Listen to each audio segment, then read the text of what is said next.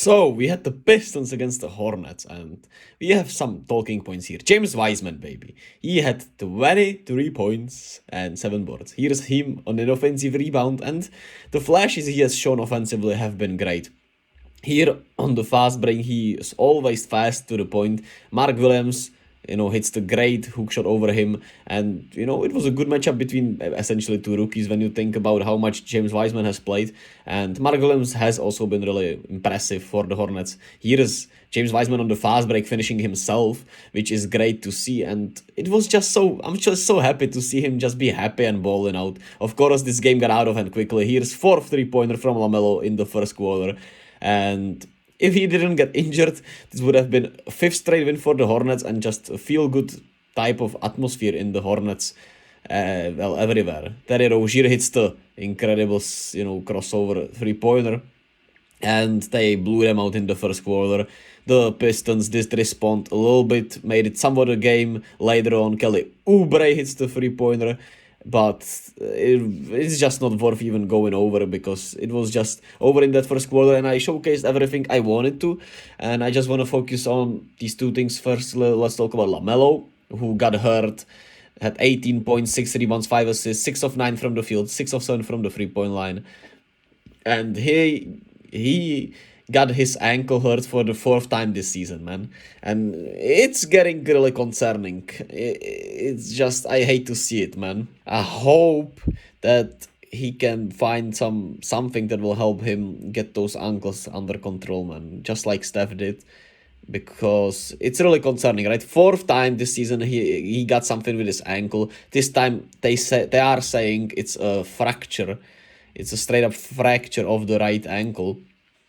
So, I mean, of course, you can live with some ankle tweaks, but a fracture is nasty, and it's just another, sucky injury to a sucky season for the Hornets and for LaMelo, especially considering that they were, playing some really good basketball lately, right? They are on a 5-game winning streak. The Warriors have not won 5 straight games this season. I just wanted to point that out because that's crazy to me a little bit, right? But it just shows you that they have been playing well. Mark Williams is getting chances. He was spectacular tonight and has been playing really well alongside LaMelo, as he was like the 13th overall draft pick this season or somewhere like that, 10th or 13th for sure. And you are getting some solid contributions from JT Thor. Dennis Smith Jr. is really good defensively and fitting in nicely. And you could finally see something with the Hornets. Of course, it's all gonna be about who they get in the draft, because not this team in and of itself doesn't show that many, hopeful things. But it does have a lot of solid pieces that are growing throughout the season, and you could see their growth here after the All-Star break, and now LaMelo is hurt again, and it just sucks a lot. But what can you do? Let's go the other side and focus on the positive. Big James Wiseman, my guy, 23 and 7, hit a 3-pointer tonight, and just looks happy in Detroit, which makes me happy. He was... Oh my goodness, just bite my tongue. It's a bad habit. He hit a...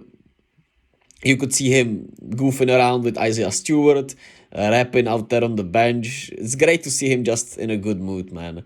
It has to be freeing to be just somewhere with lesser expectations. You can just go and hoop.